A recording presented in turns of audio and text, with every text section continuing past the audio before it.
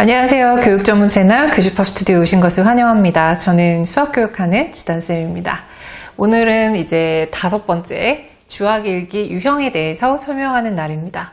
주학일기가 뭐지? 라고 이 영상을 처음 보신 분들은 주학일기에 대한 소개 영상을 보고 오시면 지금 이 영상에 훨씬 더 도움이 되실 것 같아요.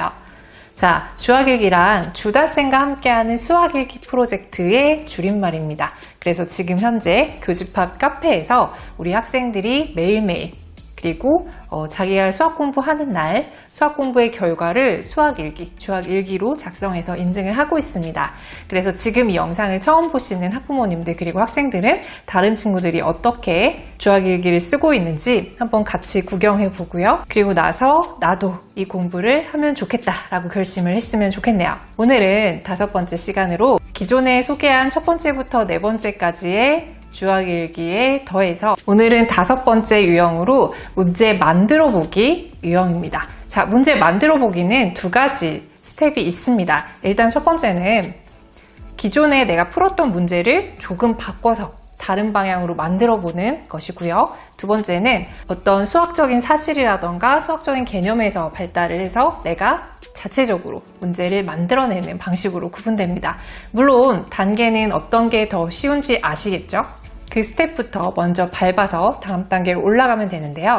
먼저 제가 그 유형들을 조금 더 쉽게 할 수 있는 이런 양식을 만들었습니다. 이 양식 또한 어떻게 다운로드 받는지 더보기를 통해서 확인하시면 좋을 것 같고요. 일단은 앞뒤로 이렇게 2가지가 있는데요. 지금 설명드리기 위해서 저는 양면으로 인쇄를 했는데 이거를 쓰시는 분들은 한 가지 유형들만 출력하셔서 사용하시면 좋을 것 같습니다. 일단 첫 번째 스텝부터 한번 보도록 할까요? 어떤 문제를 바꿔볼까요? 라고 가장 위에 써 있습니다. 자, 이 스텝은 기존에 내가 풀었던 문제를 내 방식대로 한번 바꿔서 만들어 보는 그런 방식이라고 이해하시면 좋을 것 같은데요.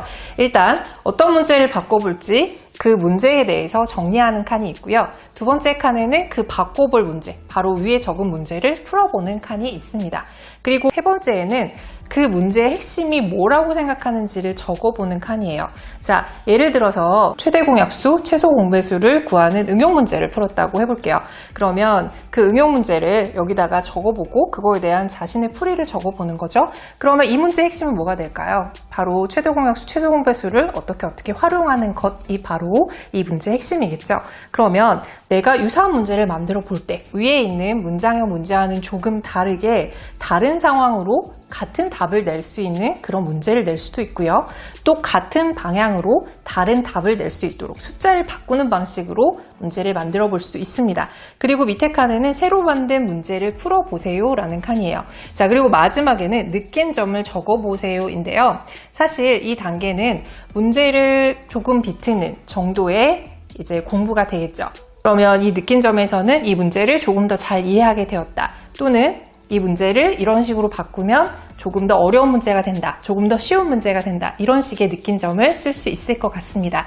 그리고 이 스텝에 문제 바꾸기를 넘어서면 이제 문제를 만들고 싶은 상황에 대해서 내가 스스로 문제를 만들 수 있는 단계로 나가는데요. 사실 문제를 만드는 단계는 수학 공부의 굉장히 높은 차원에 속한다고 할 수 있습니다. 먼저 문제를 만들고 싶은 상황을 설명해 보자라고 첫 칸에 쓰여 있습니다.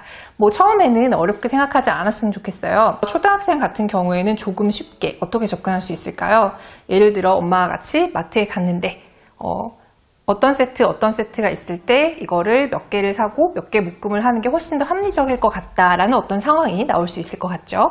그거를 내가 문제로 적어보는 거예요. 근데 이 문제에는 재밌게 나와 그리고 엄마 그리고 내 주변 사람들이 등장인물로 등장하는 이런 문장제 문제를 만들어 보면 굉장히 재밌습니다. 그리고 나서 이 문제를 누가 풀면 좋을지도 생각을 해보는 거예요. 자, 이 칸은 왜 필요할까요? 이 문제의 난이도에 대해서 생각해 보는 칸입니다. 그리고 나서 이 문제를 풀기 위한 힌트를 하나, 둘, 셋 조금씩 적어보면 좋겠죠. 그러면 이 문제를 어떻게 힌트를 주면 조금 더 쉽게 풀 수 있을까? 이 힌트를 어떻게 주면 사람들이 조금 더 헷갈려하면서 문제를 풀 수 있을까? 이런 생각을 해가면서 문제를 조금 더 튼튼하게 만들 수 있는 그런 기회가 됩니다. 자, 그리고 이제 5번째 칸에는 이 문제를 풀어보세요 라는 칸이에요. 내가 만든 문제인데 이 문제를 풀어봤을 때 답이 굉장히 지저분하게 나온다거나 아니면 말이 안 되는 상황이 나올 수도 있어요. 그러면 다시 위로 올라가서 문제를 조금 바꿀 수 있겠죠. 그리고 나서 느낀 점을 적어보는 칸으로 이렇게 마무리를 합니다. 자, 문제를 만드는 과정은요. 사실 이 문제를 이해하는 정도, 그리고 개념을 어떻게 적용시키는지 정도를 굉장히 정확하게 이해하고 있어야 가능한 단계라고 할 수 있어요. 자, 앞서서 선생님이 설명했었던 유형 첫 번째부터 다섯 번째까지는 처음 첫 번째는 복습 루틴을 만드는 우리의 일상 공부를 정리하는 정말 일기의 역할이었다면 두 번째부터 지금 다섯 번째까지는 조금씩 단계를 높여가면서 나오는 것이라고 이해하면 좋은데요.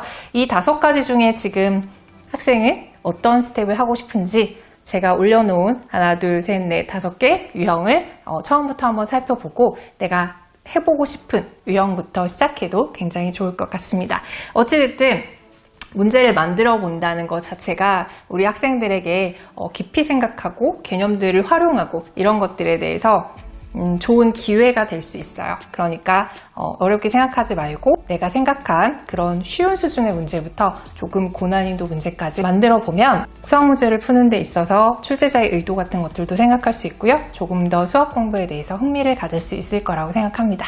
자, 어쨌든 다섯 번째 유형 지금 소개했는데요. 주학일기 꾸준하게 잘 하고 있는 학생들 응원의 얘기 다시 한번 전하고 싶고요. 어찌됐든 이 다섯 번째 유형도 학생들의 학습에 큰 도움이 되기를 바랍니다. 오늘 영상이 도움이 되셨다면 좋아요와 구독 그리고 알림 버튼 클릭해 주시고요. 저는 마지막 여섯 번째 유형으로 다시 인사드리겠습니다. 감사합니다.